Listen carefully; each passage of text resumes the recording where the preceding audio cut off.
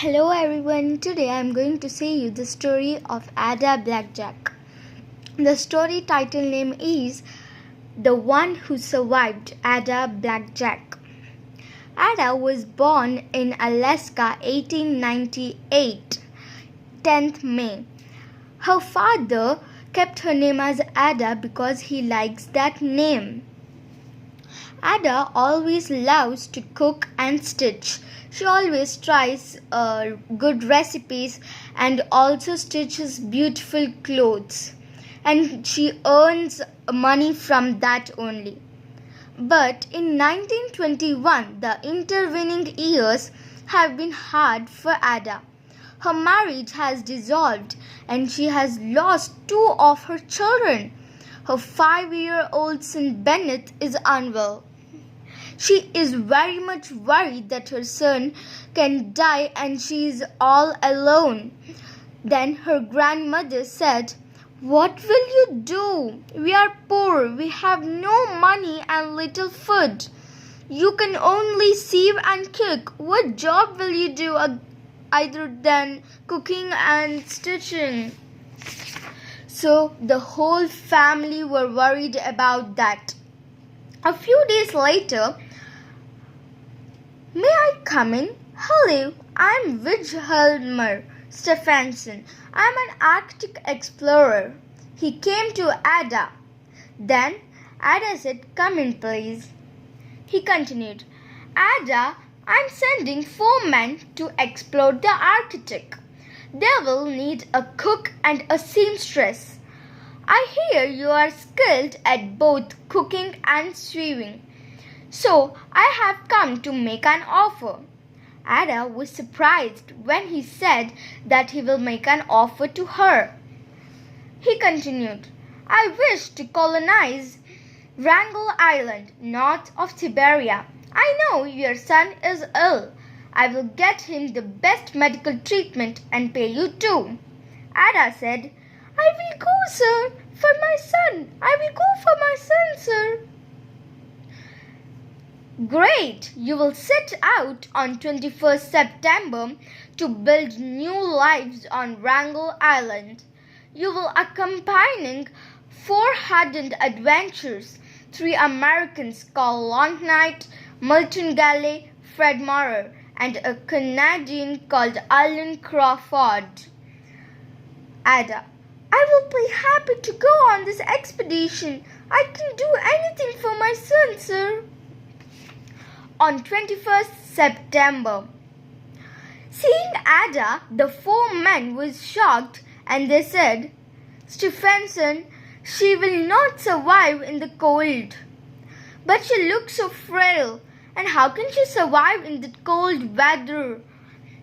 Then Ada said, "I will learn how to. For my son, I will do anything for my son," she said. The journey started.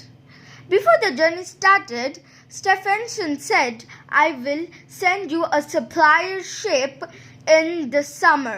Till then, I have kept the food in the ship for 6 months, and meanwhile you will have to fend yourselves." He said, "Good luck, my friends," and left off. The journey started.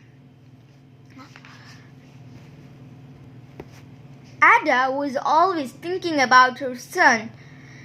While in the journey also, she is thinking about her son and was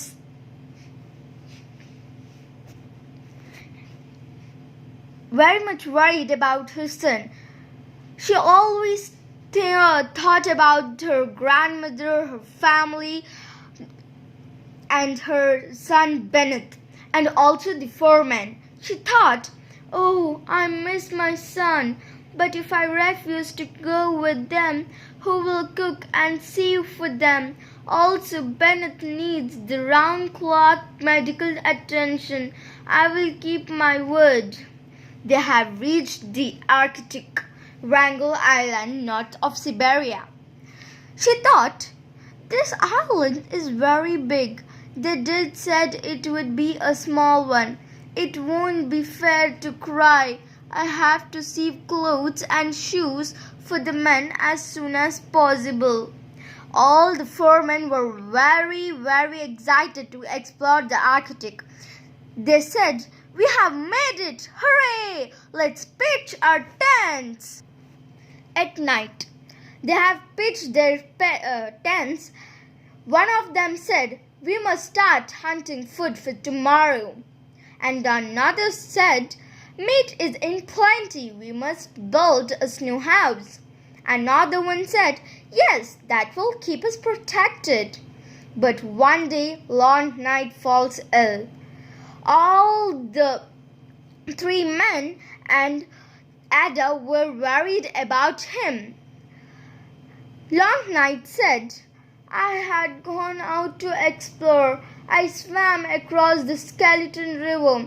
I'm not feeling very well." But Ada said, "I shall make some soup for you. It will keep you warm and you will be fine soon." Months later, it is evident that Long Night is not suffering from an ordinary fever. He is suffering from scurvy. Other concerns begin to mount. One person said that we are already running short of tea, coffee, flour, beans and sugar. Another one said, "Winter is setting in. The ships have still not arrived and our supplies are dwindling." Then the three men thought to go to the icy Chukchi Sea in order to reach the Siberian mainland because they can find anyone over there. So on January 1923, the three men left to the icy Chukchi Sea in order to reach the Siberian mainland, leaving Ada and Long Night alone in the snow house. Then months passed without any news, but Ada said Long Night that, "Don't worry, they will be back any time now."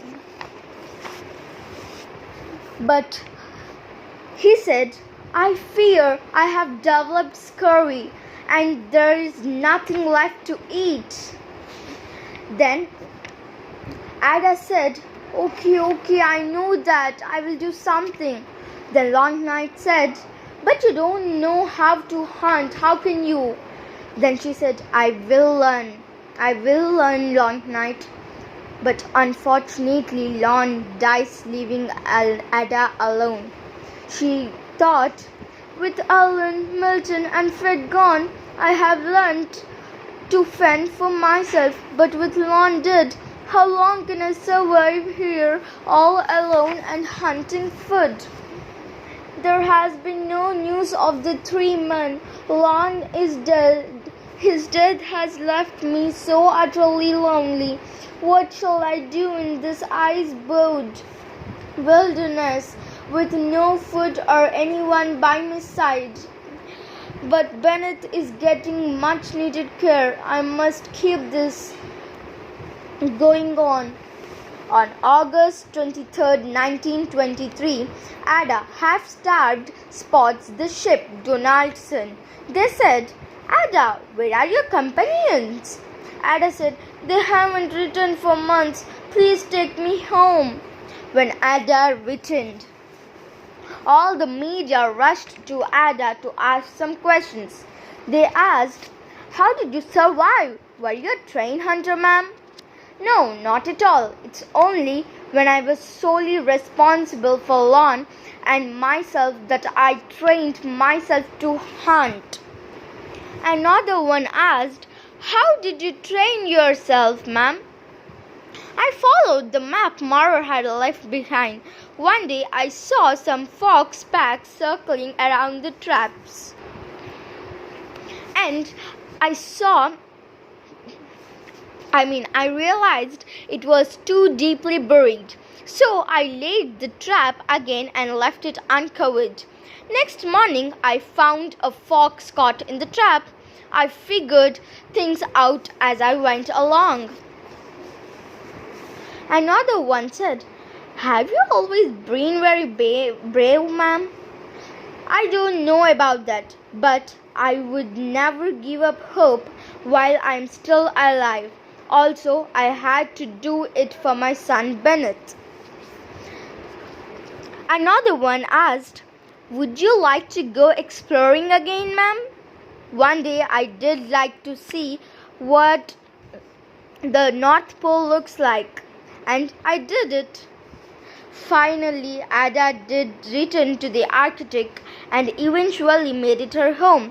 All the newspapers and the magazines says about Ada that she's the only survivor who survived in the Arctic for these many months. So that's the story of Ada Blackjack, everyone. Okay, I'm sending off. Bye.